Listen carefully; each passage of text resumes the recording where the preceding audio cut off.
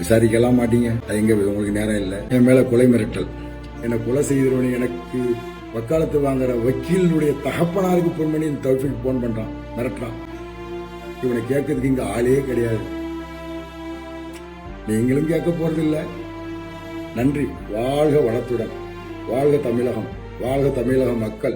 முதல்ல இங்க என்ன தப்பு நடந்திருக்கு அப்படின்றத தெரிஞ்சுக்கிறதுக்கு முன்னாடி இது என்ன இன்சிடென்ட்ன்றதை தெரிஞ்சுக்குவோம். திருநெல்வேலியை சேர்ந்த ஜாகிர் ஹுசேன் அப்படின்ற இந்த ஒரு நபர் இருக்காரு இல்லையா, அந்த வீடியோல பேசினார்ல, இவர் இறந்து போறதுக்கு முன்னாடி ரெக்கார்ட் பண்ண ஒரு வீடியோ தான். என்ன கொலை செய்ய நிறைய பேர் முயற்சி பண்றாங்க, நான் காவல்துறையிடம் ஹெல்ப் கேட்டு போனேன், எனக்கு எந்த ஒரு உதவியுமே கிடைக்கல அப்படின்னு சொல்லி நிறைய அந்த வீடியோல புலம்பியிருக்காருன்றதை விட இதை அவருடைய வாக்குமூலம் அப்படின்னு தான் நம்ம எடுத்துக்கணும். இவருக்கு என்ன நடந்திருக்கு அப்படின்னா, மசூதியை சேர்ந்த ஒரு இடத்த தௌஃபீக் அப்படின்ற நபர் ஆக்கிரமிக்க முயன்றதாகவும் அவர்கிட்ட இருந்து சட்ட போராட்டம் நடத்தி இவர் அந்த இடத்த மீட்டு கொடுத்ததாகவும் ஒரு இன்சிடென்ட் நடந்திருக்கு. சோ அந்த இன்சிடென்ட் காரணமா தான் இவரை கொலை செய்யறதுக்கு 20 பேர் முயற்சி பண்ணாங்க அப்படின்னு சொல்லி இந்த வீடியோல அவர் சொல்லியிருக்காரு. இதுல ரொம்ப தப்பா பண்றது என்ன அப்படின்னா, முதல் விஷயம், இவர் ஒரு ஓய்வு பெற்ற எஸ்ஐ.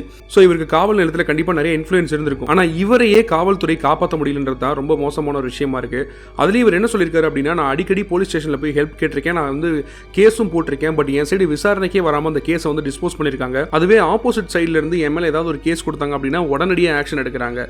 சோ இங்க என்ன நடக்குதுன்னு எனக்கே புரியல அப்படின்னு சொல்லியிருக்காரு. இதை பார்க்கும்போது நமக்கு என்ன தோணுது அப்படின்னா, நமக்கு ஏதாவது ஒரு ஆபத்து அப்படின்னா உடனே நம்ம உதவி தேடி போறது காவல்துறை தான், சட்ட ஒழுங்கு தான் நம்ம நம்பி போறோம். ஆனா அங்கேயே இந்த மாதிரியான சில பிரச்சனைகள் இருக்கும்போது இதை பிரச்சனை சொல்றதா இல்ல காசும் அதிகாரமும் இருந்தா சட்ட ஒழுங்கை கண்ட்ரோல் எடுத்துக்க முடியும் அப்படின்ற அந்த ஒரு பெர்ஸ்பெக்டிவ்ல பார்க்கறதான்றது எனக்கு தெரியல. சோ இந்த சம்பவத்தை கேள்விப்படும் போது உங்களுக்கு என்ன தோணுது அப்படின்ற உங்களுடைய ஒப்பீனியனை மறக்காம கமெண்ட்ல ஷேர் பண்ணுங்க.